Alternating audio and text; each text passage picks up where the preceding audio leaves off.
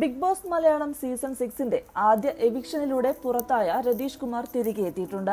ഇക്കഴിഞ്ഞ ശനിയാഴ്ചയിലെ വീക്കെൻഡ് എപ്പിസോഡിലാണ് രതീഷ് കുമാർ ഹൗസിലേക്ക് വീണ്ടും റീ എൻട്രി നടത്തിയത്. എന്നാൽ രതീഷ് വൈൽഡ് കാർഡാണോ ചലഞ്ചറാണോ എന്നതൊന്നും ബിഗ് ബോസ് ടീം വ്യക്തമാക്കിയിട്ടില്ല. കുറച്ചു ദിവസം ഹൗസിൽ രതീഷ് കാണുമെന്നും ആർക്കെങ്കിലും എന്തെങ്കിലുമൊക്കെ പറഞ്ഞ് കരയാൻ ഒരു തോള് വേണമെന്ന് തോന്നുകയാണെങ്കിൽ രതീഷിനെ സമീപിക്കാമെന്നും മോഹൻലാൽ രതീഷ് ഹൗസിലേക്ക് തിരികെ വന്ന ശേഷം സംസാരിക്കവേ പറഞ്ഞത്. വീക്കെൻഡ് എപ്പിസോഡ് അവസാനിച്ചതോടെ രതീഷ് വീണ്ടും ഗെയിം ആരംഭിച്ചുവെന്നാണ് ലൈവിൽ നിന്നും വ്യക്തമാകുന്നത്. മുമ്പുണ്ടായിരുന്ന ഗെയിമിൽ നിന്നും ചെറിയ മാറ്റങ്ങൾ വരുത്തിയാണ് രണ്ടാം വരവിൽ രതീഷ് കളിക്കുന്നത്.